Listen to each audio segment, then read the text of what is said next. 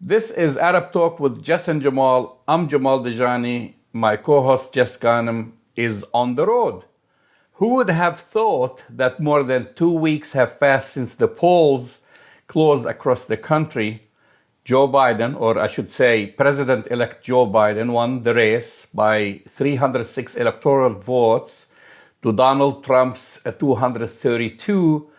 Most importantly, Biden received 6 million votes more than Donald Trump. Yet, here we are, weeks later, Trump is yet to concede. Joining us from his shelter in place in Northern California, Arab Talk reporter Phil Pasquini. For the past few weeks, Phil has been reporting on the elections from Washington, D.C. Phil, you just recently have returned to California, and you were there from day one, weeks before the election, so you've witnessed all that happening in real time. And then, of course, we spoke to you the week of the election day, November 3rd, and then the drama started to unfold in front of your eyes. So let's just start by this. I mean, now you have been witnessing all of this, right? Have you gotten an insight into Donald Trump's psyche? I don't know if anybody can possibly do that. I often refer to former Mayor Ed Koch of New York City, who said if he saw Trump's tongue notarized, he wouldn't believe anything that he said.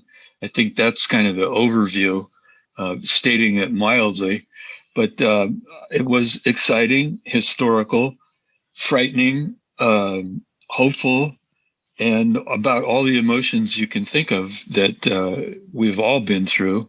And add COVID into that, and you have this real mishmash of emotions, people's responses, the pro-Trumpers, the counter-demonstrators, the so-called left wing, the Proud Boys. You've got all these components mixed together. So recording it, being around it, experiencing it firsthand was truly a unique experience.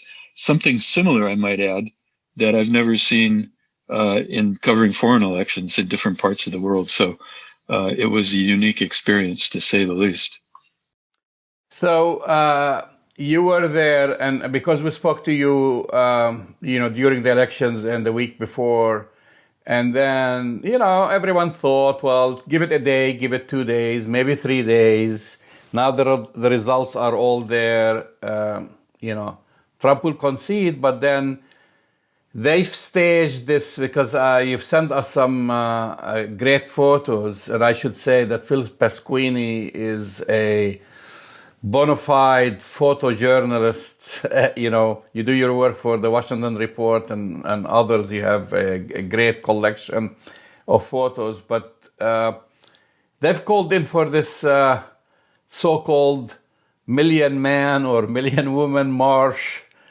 And it was not. Million Man. They left the women out. They left the women out. And you were there. So tell us really, what did you see on the ground?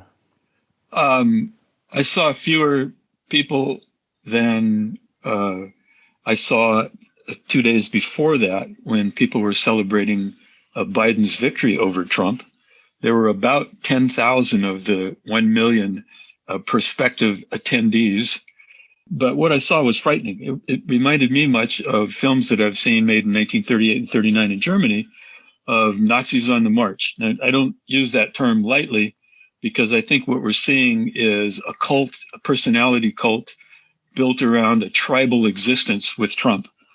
He has socially re-engineered the landscape, the political landscape, and his followers are completely devoted to him. I mean, what I saw were people carrying large American and Trump flags, acting as though they had a right to be patriots, and nobody else did.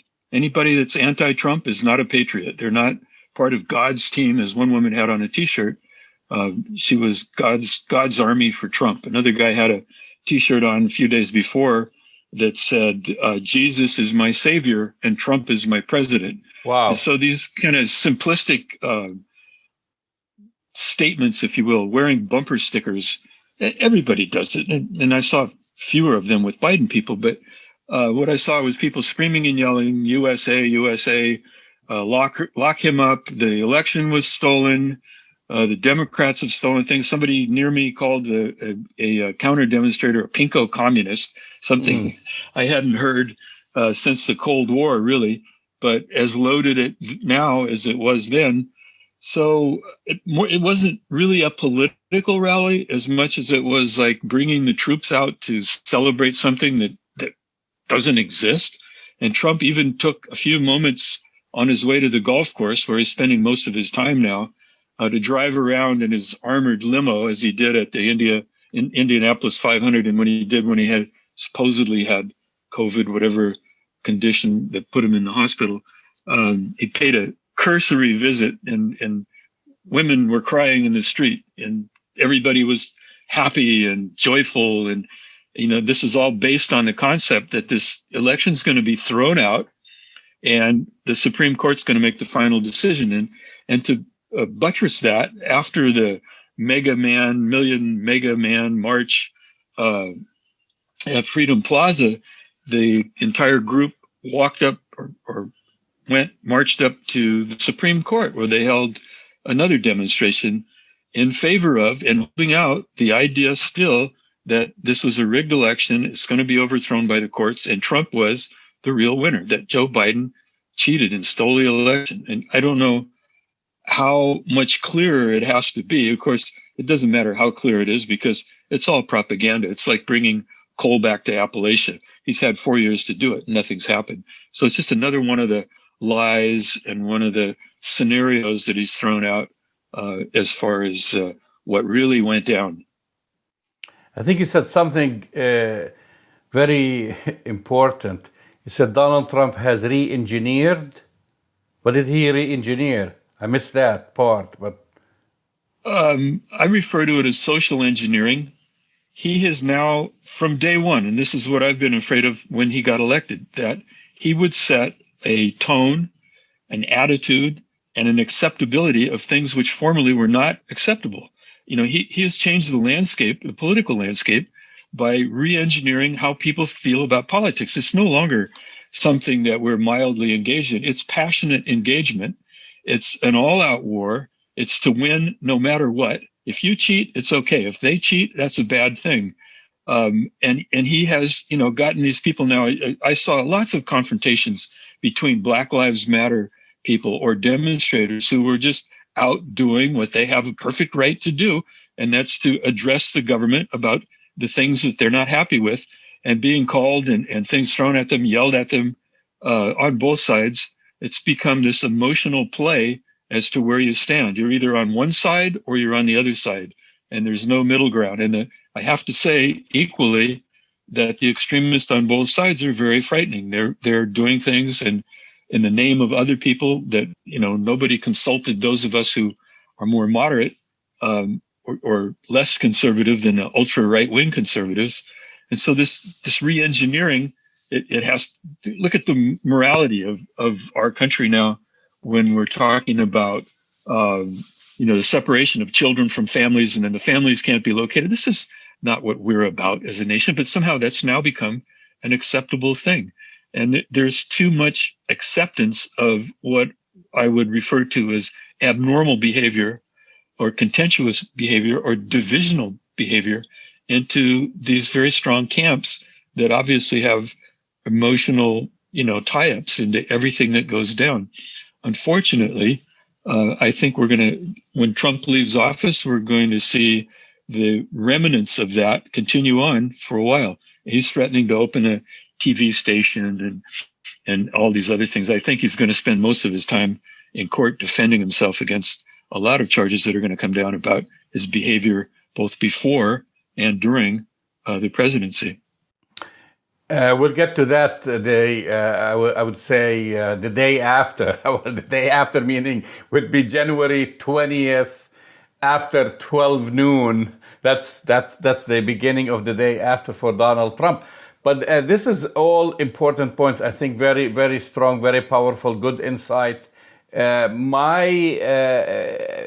thing that bewilders me, Phil, I understand this whole creation of this whole idea of creating a cult. We've seen that in the past. It kind of brings back memories to what happened in with Jones. Remember people? Yeah, Jim Jones. Jim Jones, things like this. Is when you say that, I say, yeah, a lot of people can fall to someone, a good talker or kind of who mesmerizes them and influences their gets rid of all their critical thinking. But what's bewildering, Phil, is the fact that up till now, very few Republicans or very few from the leadership of the GOP. I mean, you're talking about these are elected officials, these are senators, these are congressmen and women who know politics, and they're acting the same. I mean, what's your take on this? I mean, you're almost like, I would say you're a Washington insider. You've been there for so long now that now you have all these senators and congressmen who are egging him on, who are encouraging him to stay the course. And is this an act? They're just trying to show, we're rallying the troops behind the president and everything after a few days is going to change? Or are they also have drank the Trump Kool-Aid? Yeah. I think they're hedging their bets, I can remember a time in the U.S. that companies and businesses would never put a political sign in a window to take a side on an election or a cause because they didn't want to alienate their customer base. And we see now people wearing very happily MAGA hats, Biden T-shirts, and so on. And these are accoutrements of any election. But I think in answer to your question, I think that the GOP has fallen for this line of baloney, basically, and is trying to support it because they think there might be an outside chance that somehow the Supreme Court's going to overthrow this and that Trump's still going to be there. And I don't understand, and I never could understand why they would be afraid of Donald Trump. Donald Trump is a windbag. He promises everything and does nothing. During the election, during the debate he had with Biden, he talked about, he's going to create now the best medical care that anybody's ever had. You just wait and see. No substance, just noise. And I think these people are pandering to him because they want to maintain his base, whatever that may be, however you define it, in their camp. So when they run again, they can use those credentials to empower their position for re-election. I think it's going to backfire. I don't think Trumpism is going to go away. I think that's here to stay. That's part of the political landscape now. And I don't know why people are encouraging him other than to stay in his good favor. As you know, he's very thin-skinned, blows up over things really easily. We've seen that now with the reaction to the election. People are dying. We have this COVID crisis going on. The government's still not doing anything. They're blocking Biden from taking an active role to be preemptive. But that's fine with him. Somebody put a sticker up on one of the signs in Washington of Trump's face, and it says in a speech bubble, "I don't care if you die." And I think that sums it up. He doesn't care about anything but himself. He certainly doesn't want to run the country. The Times had a good question the other day. Why does he want to be president if he doesn't want to act or do anything presidential? It's because he wants to shelter himself from what liability he has and he knows he's got. And he wants all the accoutrements, fly around in the big airplane, being driven around in armored vehicles, big man on campus, all blow, no show. And I think some of these people, as you say, they've drank the Kool-Aid, they've bought into it. I don't think this is going to portend well for them in the long run. That's just my observation from what I've seen and heard. I hope that clarifies the issue, but it's complex, as you know. Yeah, it's definitely very complex. We have not witnessed something like this. I not in my lifetime. I have not witnessed something like this. But at the same time, I think there is also a schism or a split in this country. Obviously, there is one. I mean, any which way you look at it, even one thing encouraging, I think, is that you have now more than 140 million people who went out to vote, which is unprecedented. I think people who voted for Biden now, the number is approaching 80 million. Donald Trump is going to be about 73 or something like that, 73 million when all the votes are counted. So you have a tale of two Americas. What we have, it's almost 70 million people who really don't see eye to eye with the other 79 million who voted for Biden, and they just see America from a whole different prism. I mean, is this something really scary when you watch what's their priority? I mean, the priorities, we're looking at the people who voted for example, Biden, they're talking about healthcare, normal issues, healthcare, lower taxes, getting over this pandemic. But then you look at the other side, they're still talking about keeping immigrants and Mexicans out of this country, banning Muslims from coming into this country, supporting brutality in general, police brutality. Anytime you talk about gun control, they go berserk. They start crying like, you're taking away our Second Amendment. Like, I see like militias forming the way even they talk, they walk, they dress. The pictures that I looked at from Washington that you've sent out and what I saw on TV, people looked like paramilitary groups coming into Washington, not just like people who are coming to demonstrate for democracy. No, they're geared up, and it's pretty much de rigueur. It's a kind of uniform. You wear fatigues, you carry a backpack, a military-looking backpack for assaults. You carry a huge flag. You scream and yell at the top of your lungs. You don't wear a mask because there's a constitutional right. I've not been able to find it in the Constitution that you don't have to wear a mask. You do what you want. Anybody that questions or challenges you is the enemy. I don't see that at the things where Biden's supporters are at. The celebration when Biden won, when it was announced, was jovial. People were happy. They weren't aggressive. There was, I think, one arrest and one stabbing between a group and maybe the anarchists on the right. The police are still investigating. So I don't think they've come to a conclusion as to who was involved. But you saw a jovial spirit at the mega million man march. Everybody was mad. Everybody's intense and tense. And at one point, I was about a block from a police checkpoint. They had a huge perimeter around the entire matter. And about a block away, all of a sudden I heard all this screaming and yelling, and the three cops that were standing near me, we all looked down the street to see what was going on. So I went back down that direction. And as I approached the intersection, it had been blocked by two snowplows and pedestrian barricades. There were 5 officers there. Suddenly, about 1,000 people came up from the plaza. They wanted to walk through there.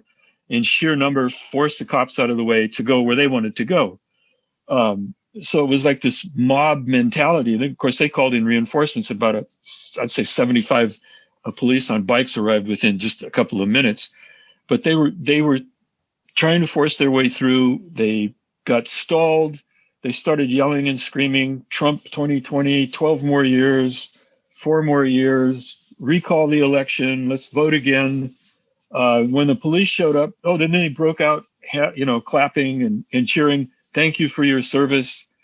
There's this schizophrenic thing. Now, some of his supporters are hoping that the COVID crisis will take over and kill everybody because we'll all end up in heaven. The right-wing Christian evangelists that support him.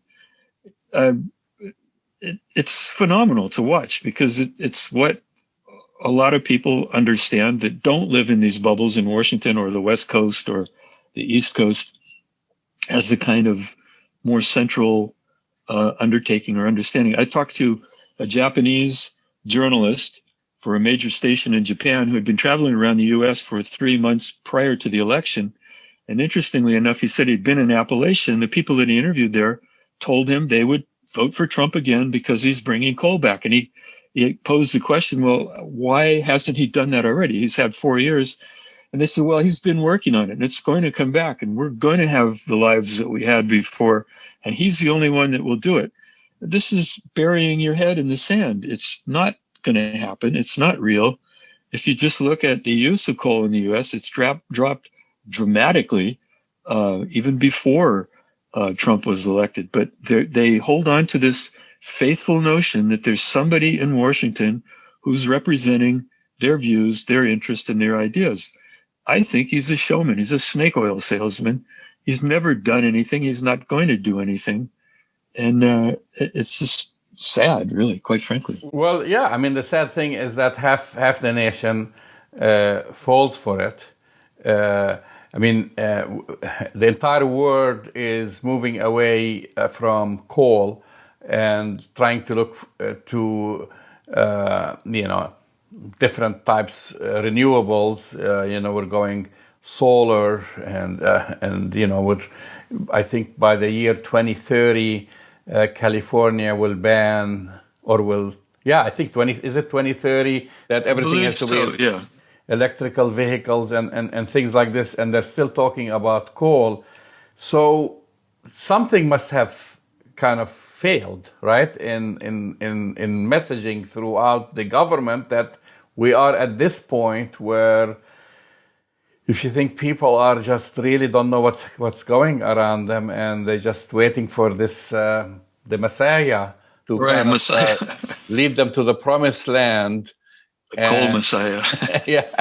And so, again, my question would be now, okay, let's say again, let me look quickly at the timeline. What we're having is the timelines for people to kind of keep an eye on is by late November to early December, Phil, the official states vote counts get certified. So it's almost like, okay, that's step number one to Biden moving from president-elect to president. Then January 6th, which is a very important date, that's when Congress counts electoral votes and certifies the winner. And then January 20th, the president-elect is inaugurated. Okay, so all these traditions and steps to the White House, but then what I'm thinking about January 21st, so we don't kind of see another scenario like this in 4 years. And I know it's a whole different time for Biden, whatever, first dealing with COVID and the damage that's caused by it. But then I don't want to go back where the Democrats have failed in delivering their message that you still have half the population bitter.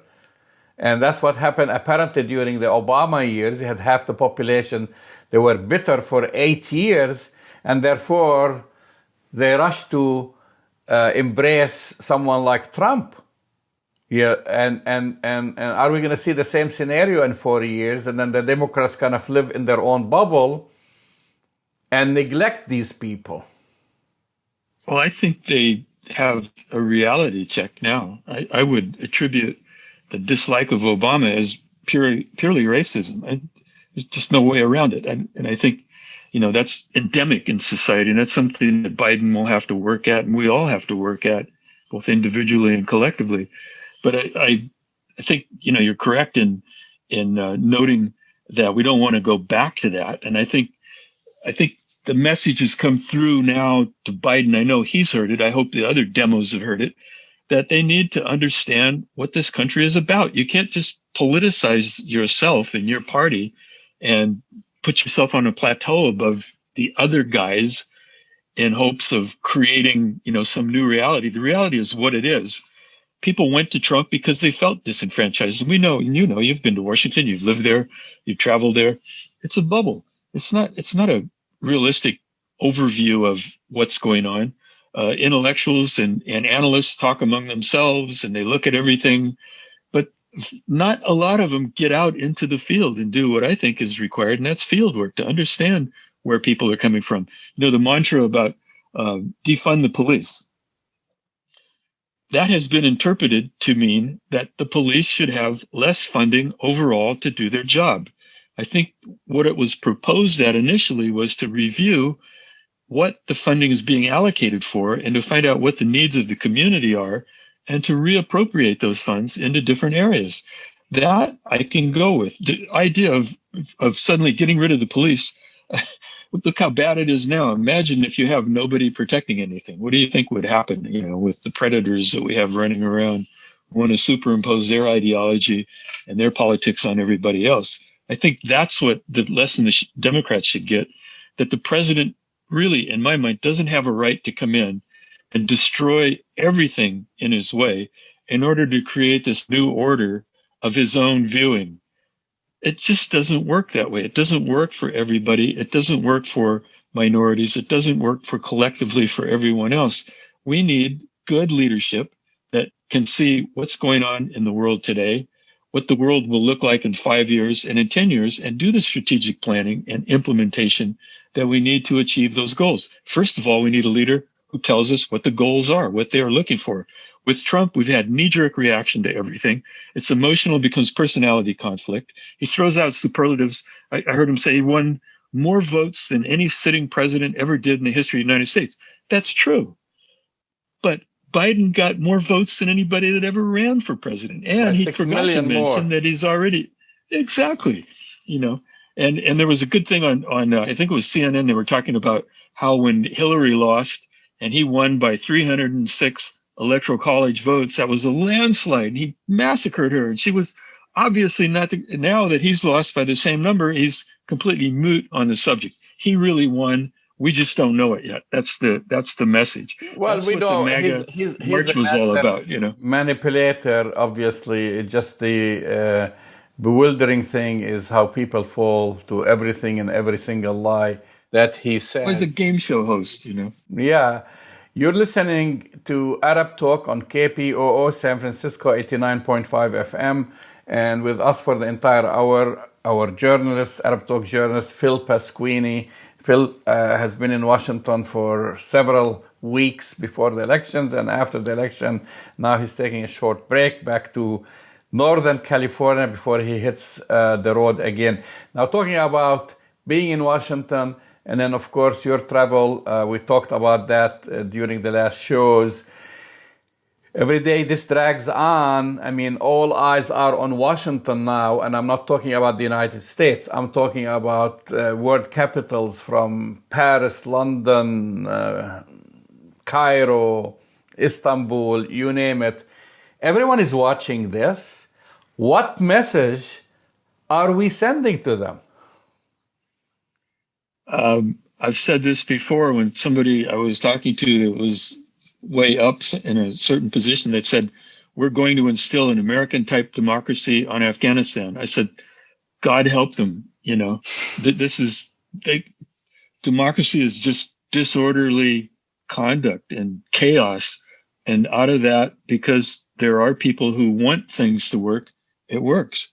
And I think we're making a terrible example of what politics are all about. And we have this brat child running the country who the other day had the audacity to start talking about attacking Iran.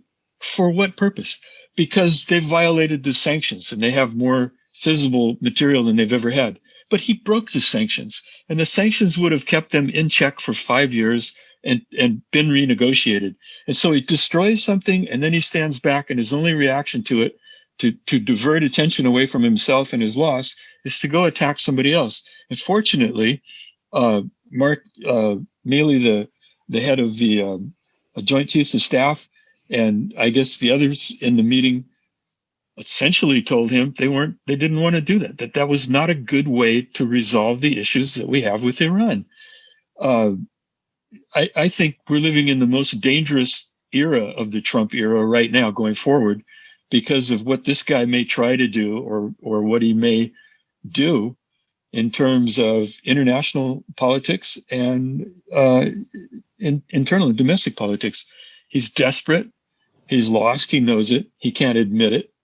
And I think he's just cruising for a bruising, as they say, I would hope, and I do believe, that there are enough people in government who are patriotic, who do understand the Constitution, who have sworn an oath to the Constitution to uphold it at all costs, is what will prevail, and that we'll be able to circumvent any major disasters brought to us by Trump on his way out. There's a wonderful video, you've probably seen it, on January 20th, where they take the Secret Service takes them and throws them through a window to get them out.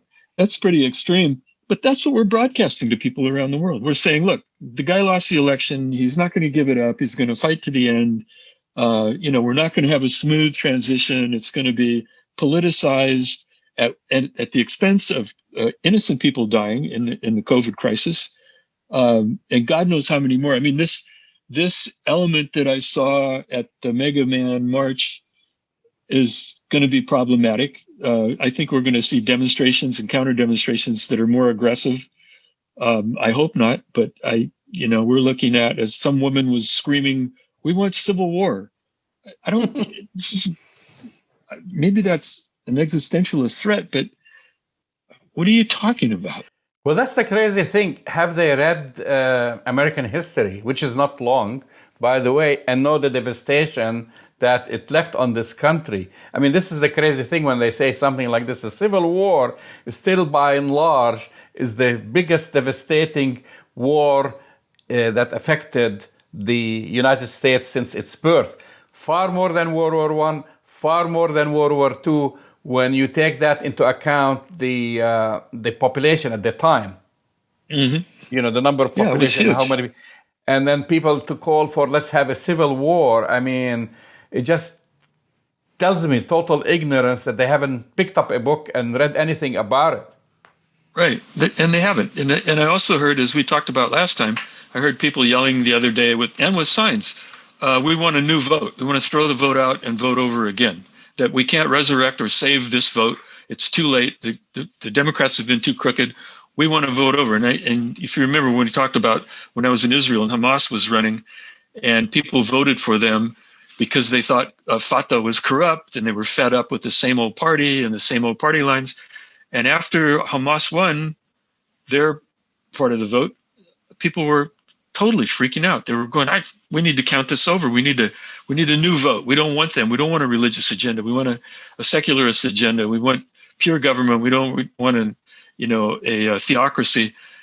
They didn't understand the concept, and these people are not understanding the concept of a democracy. You vote, and that's the way it is. Whatever the results are, you have to live with it. I wasn't happy when Trump was elected the first time, but I didn't go out in the street and break windows and threaten my neighbors who voted for him. It's just how it is, and we're seeing that fuse of understanding, compassion, and being willing to work with the majority thrown by the wayside in favor of our chosen leader, our chosen candidate, who has done nothing to lead. And well, look what he's led us into. I mean, look where we are now. I go back to the old question. I think it was Reagan that asked, are you better off now than you were 4 years ago? No, we're not. We are worse off now than we've ever been in the history of this country. This guy has mismanaged everything he's touched.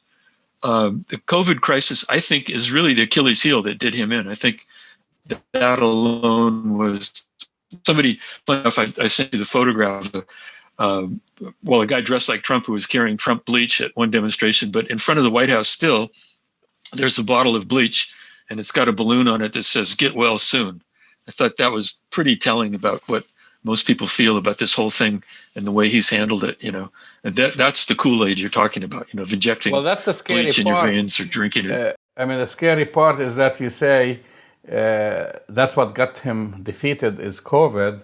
And even with that, it was a close call. So imagine if we did not have COVID and the economy he may have won. He would have won. Which is kind of very disheartening that this what it took to have COVID to actually get him out of office if and when he will leave office, right? My question is, being a long-time Washington insider, I don't know if you had the opportunity to speak to people working like in the Department of Homeland Security now. Of course, he fired their cybersecurity expert because he said that, there was for telling the truth. Yeah, for telling the truth. But are they worried that we may have the civil unrest and it turns violent? I mean, are there preparations being made? Because I don't want us to be taken by surprise, meaning the country, that if Trump just keeps digging in and saying, no, I'm not leaving, and then you have to resort to people, thousands or hundreds of thousands of people coming down to the streets, as we've said that before, surrounding the White House, preventing Biden from going to the inauguration. I wasn't thinking about these things, but now as we are moving forward, that's a possibility, isn't it? Well, anybody in Intel and any analyst worth their salt, they've already been working on various scenarios, I'm sure. What ifs, what if they block the White House? What if he won't leave? Biden, I think, summed it up beautifully. He said on January 20th, anybody that's in the White House that doesn't belong there will be removed for trespassing. Makes it simple. The reality, of course, is something else. Homeland Security is about securing the homeland. It's not looking under rocks for Arabs with bombs. That's what the whole thing has been about since 9/11. What Trump refers to and Bannon referred to as deep state government really is about how government functions. There are programs going on, irregardless of who's in the White House or who's in the Senate or the Congress, that are carried on by all agencies in the government that look at various scenarios and things that may occur and how to either circumvent them, infiltrate them, defuse them, remove them, and deal with them on the street. I didn't see any DC cops. I mean, there were more cops on the street than at a donut factory explosion. They had gas masks, first aid kits. Everybody was prepped for worst case scenario. I only saw a few reporters who looked like they were going into combat. And I didn't see any demonstrators, who were appropriately geared up, although a lot of people had backpacks and what they contained, who knows. There were some fireworks thrown around. But I think, just before the election, they put up a 10-foot, what they called a non-climbable fence around the entire White House. I mean, the White House looks like, I call it Fortress White House. It looks like a fortress. There are a number of barricades between, if you're familiar with Washington, D.C., between 8th Street at Lafayette Park all the way up to Pennsylvania Avenue in front of the White House. They're now building the inauguration reception stand in front of the White House, so that's a huge area. But all around 17th Street and 14th Street, all the way down to the Ellipse, down to Constitution Avenue, is a 10-foot high fence that's bolted in place. It would be difficult to knock over. I don't think it's non-climbable. I think anybody motivated could get over it. But the area that you'd have to cross in order to get anywhere to do anything is pretty massive, and that's well protected. So I think, everything is in place, including the boarding up of windows that we talked about before in businesses and companies around the city. My great fear is with the amount of guns that exist in this country and with groups that are, Antifa and the Proud Boys and the white supremacists and the far left extremists, they're just all egging for a fight over something. And I think my greatest fear is that one small, stupid incident may blow itself into something else, whether it's provoked by Trump or his followers. I don't know. I think, as I said earlier, I think we're living in very dangerous times right now. I think we'll pull through okay, but we may be challenged on the way. I mean, democracy has been defined as organized chaos, and I think we're seeing that, in reality now. That's, just what I've seen. Moving forward to a Biden administration and, hopefully past COVID at some point, what does this mean to the rest of the world? I mean, we've seen, obviously, most of these leaders, they've been congratulating him, from Germany to Turkey to even Benjamin Netanyahu. All the love Hedging his fest bets. between him and Trump has, the love fest disappeared, and he was quick to congratulate Biden. Do you think that Whichever way the wind blows, Yeah, I mean, he's been recognized internationally as the winner, and so what does it mean to them? I mean, when I used to travel, when we were allowed to travel for pre-COVID, people used to say, "How did you guys elect Donald Trump? What is he thinking?" Because he used to come with all these, before. Initially, people thought that they were kind of amusing and crazy things like the Muslim ban, Muslims from, whatever, 12, 14 countries cannot come to the United States, or I'm going to build a wall across the border of the United States. Of course, Mexico's going to pay for it. Yeah, and they make Mexico pay for it. And they used to laugh at this. But then they became very nervous. A lot of people used to say, I don't know, you have a president who might start World War III. Thank goodness he hasn't, by the way. But and now, I mean, do you think people are just going to relax and think, okay, we're going to go back to normality with the United States, or are they going to remain still nervous? And Ben Franklin said, right. Ben Franklin said, now you have a democracy. Your job is to keep it.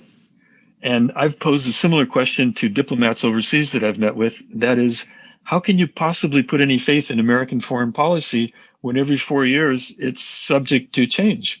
And they told me to a person, well, you're somewhat consistent. So even though there are changes, they're usually pretty minor, some major differences, but for the most part, you're on an even keel. That's not been the case. And I think people overseas in foreign service and in government realize how unstable American government can be, but they're looking towards Biden with hope that we will get back to something that's normal, that's acceptable, that's compassionate, that's based on historical references, that deals with politics politically and diplomacy diplomatically. We have this mishmash now of politics and diplomacy being thrown together. We're enforcing our political view on others because of which way Donald Trump wants to go with things, destroying agreements, but putting nothing in their place, or making an even worse agreement and talking about how great it is. And this is the art of the deal maker who didn't even write the book. He had somebody else write the book. He just told him what to put in it and negotiated that, And you find out the art of the deal maker filed bankruptcy like a dozen times. Yeah. Oh, yeah. I always laugh. I always tell people when I hear, well, they like him because he's a good businessman. Who owns 3 casinos and goes bankrupt? Casinos are licensed to mint money. If you can't do that and not go bankrupt, what kind of business acumen do you have? You don't have any to speak of. Well, that's actually a good point, because many analysts think that this whole charade of "I'm not leaving, I won," and then people are getting bombarded by asks. I get his email, send me $10.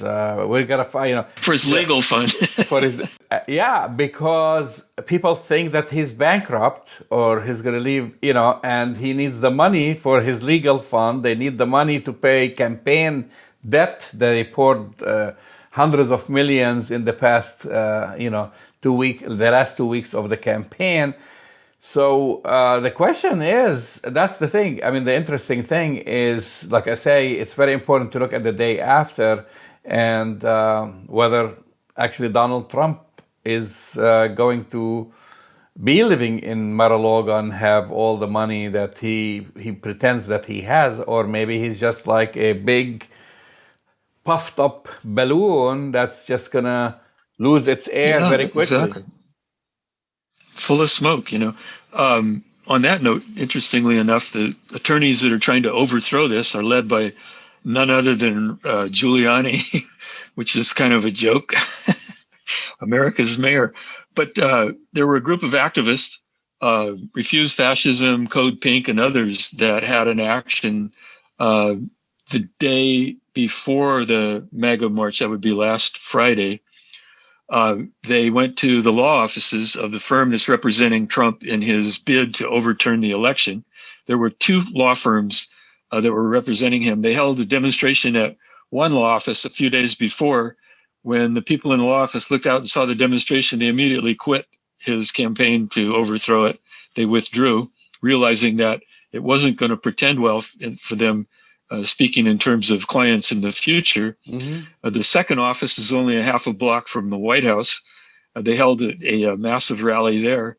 And when I stepped back to take context shots of the building and the group, it was ironic because in the office building where their offices were, there was a reflection of an American flag from the opposite side of the street. And I thought how totally bizarre that is. They're trying to destroy a democratic process through this smokescreen. And here, right on their window, superimposed is an American flag telling them what this country is all about. And yet, for the almighty dollar, they have no interest in it. They have yet to withdraw, but they have felt the wrath of activists who are going to consistently keep after them about their participation in this charade to overturn an election that was democratic in nature, was honest and open. Homeland Security virtually has certified that. That's why, as you said earlier, the head of the agency was fired. Anybody that's being realistic about it, with the exception of those who you mentioned in GOP that are burying their heads in his favor, understands that the game is over. And when I laugh when I hear he's not going to concede, it's irrelevant. It doesn't make any difference. He's a lame duck president. He has done nothing. He's destroyed his own legacy, even though he thinks it's a great, accomplishment. And we are poorer as a nation and a world because of him and his lame efforts to do anything. And I think people that believe in him are just following the false messiah, and they're trying to take the rest of us with them. And I object to that strenuously. I think we're a better country than we're being given credit for, and what we even may think of ourselves at this juncture. That I believe that we have still great promise and that we can deal with these things. And I think Biden is very brilliant in going around him and organizing what he has to organize on his own. If you remember early on, Trump talked about he didn't need any money for his campaigns. He'd pay for it himself. Yeah. Why is he crying for money for lawyers now if he's he got tons of money from Sheldon Adelson and others. Right.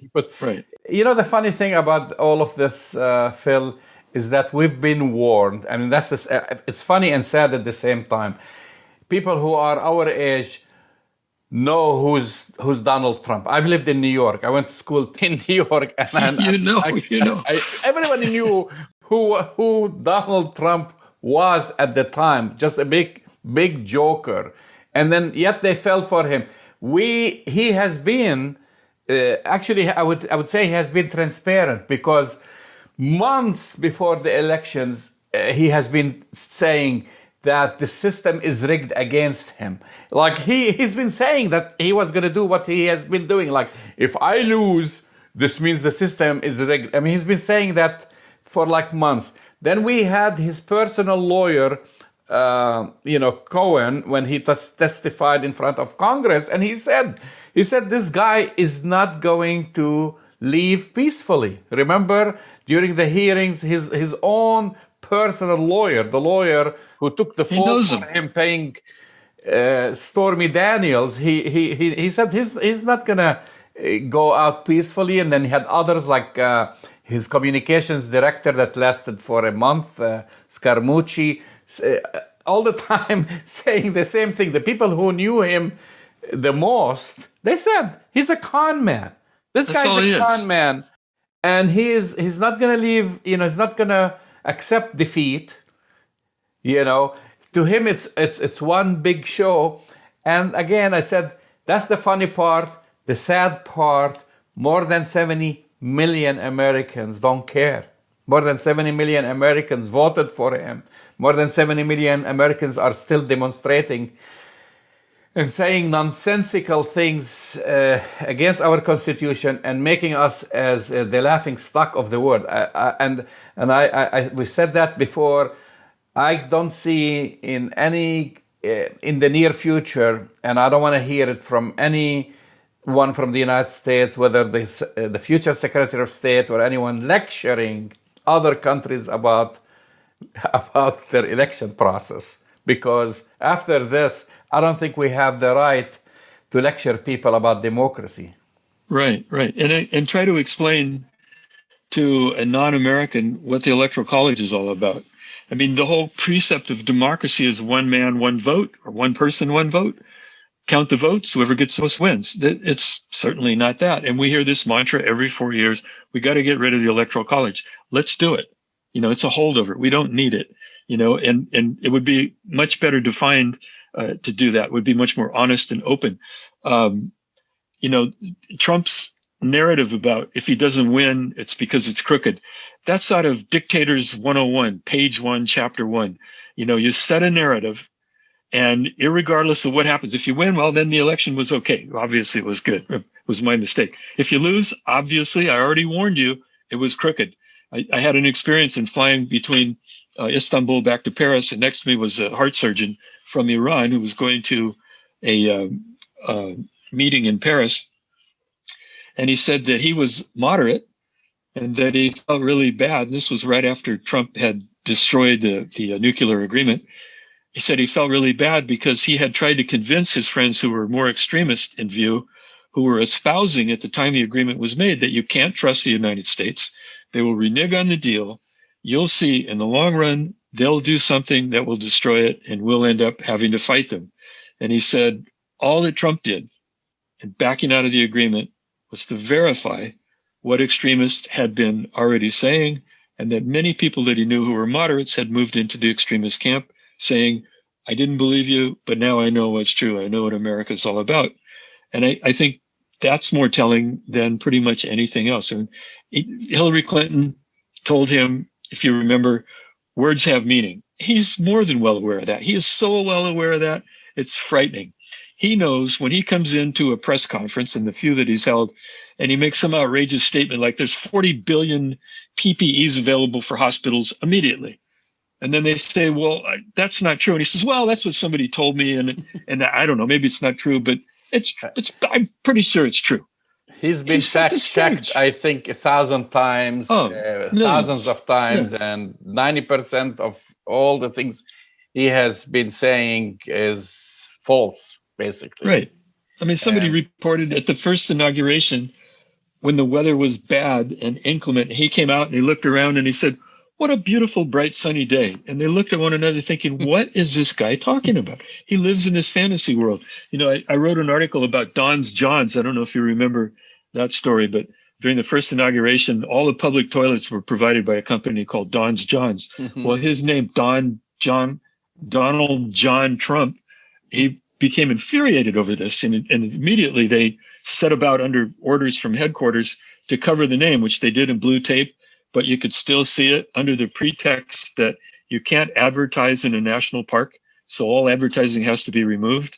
And then that didn't work. They spent thousands of dollars paying people to put tape over the name. Then they came back and put white sheets of paper over it for additional tons of money. But they didn't put it on the back or the sides where they wouldn't be seen when the motorcade went by.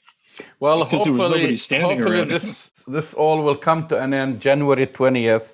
And having said that, we're going to still, on Arab Talk, hold Joe Biden accountable. It doesn't mean like everybody's excited. We're going to hold anyone who is in power accountable.